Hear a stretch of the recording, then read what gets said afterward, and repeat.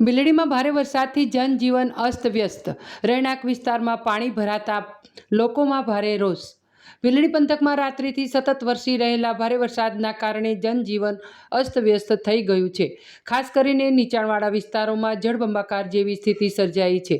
Panchavati society, ગોગામઠ પ્રાથમિક શાળા, ગોગામઠ society તેમજ હાઈવે રોડને બંને સાઈડના સર્વિસ રોડ પર પાણી ભરાતા સ્થાનિક લોકો તેમજ વાહન ચાલકોને હાલાકી ભોગવવાનો વારો આવ્યો છે।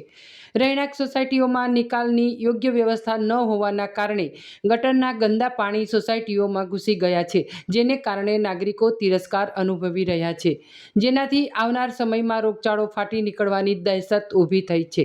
દર વર્ષે ચોમાસાની ઋતુમાં આવો જ ત્રાસદાયક અનુભવ થતો હોવા છતાં સ્થાનિક પ્રશાસન દ્વારા કાયમી અને યોગ્ય નિકાલની કોઈ વ્યવસ્થા કરવામાં નથી આવી। નાગરિકોએ અનેકવાર રજૂઆતો કર્યા છતાં હાલ સુધી કોઈ મક્કમ પગલું ભરવામાં આવ્યું નથી, જે લોકોમાં ભારે રોષનું કારણ બન્યું છે। વિશેષ કરીને ગોગામઠ વિસ્તારમાં આવેલી પ્રાથમિક શાળામાં પાણી ઘૂસી જતા બાળકોના અભ્યાસ પર ગંભીર અસર પડી રહી છે।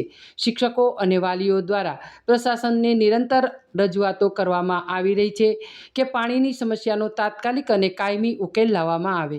સ્થાનિક લોકોએ તાકીદે નિકાલની વ્યવસ્થાનું આયોજન કરવા તેમજ આવનારા સમયમાં આવું ફરીથી ન બને તેવા પગલાં લેવા પ્રશાસનને વિનંતી કરી છે।